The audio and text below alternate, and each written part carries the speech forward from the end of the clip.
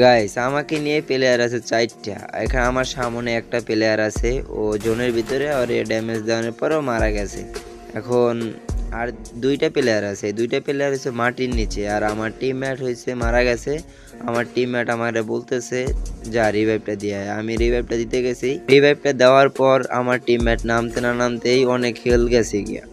আমার ক্যারেক্টারের দিকে লক্ষ্য করলে দেখা যাচ্ছে আমার মেডকিট ক্যারেক্টারটা নাই। আমার টিমমেট বলতেছে আমি নামি, তারপর আমারে হিল করে দে, তারপর সুপার মেডিকেট থাকলে আমারে দে, আমি ম্যাচটা বুইয়া করব।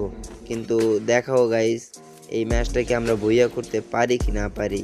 তোমরা এটা ফুল ভিডিওটাই দেখো, আমরা কি ওদের কাছ থেকে বুইয়াটা নিতে পারিনি। আমার টিমমেট আকাশ থেকে নামার পর আমি আমার টিমমেটরে হিল করে দেই। তারপরে আমার টিমমেট বলতেছে তুই সুপার মেডিকেট দে, আমার কাছে ম্যাক্সিম ক্যারেক্টার আছে। তারপর আমি আমার সুপার মেডিকেট দিয়ে দিলাম। তারপর আমরা দুজনে আস্তে আস্তে জোনের ভিতরে থাকার চেষ্টা করতেছি। জোন টেনে অনেক কাছে চলে আসছে। এখন আমি বলতেছি তুই একটু হিল করে নে, তারপরে আমি তো ট্রিটমেন্ট করে দিই মানে। তারপরে জোনটা টানার পর ওরা দূরে মেডকিট করতে থাকে আর আমি ওরে হিল করতে থাকি। এখন দেখা যাক বুয়াটা আমরা পাই কিনা। তারপরে আমি ডাউন হয়ে যাওয়ার পর দেখি ওরা সবাই ইলিমিনেট হয়ে গেছে, তারপর বুয়াটা আমরাই পেয়ে গেছি।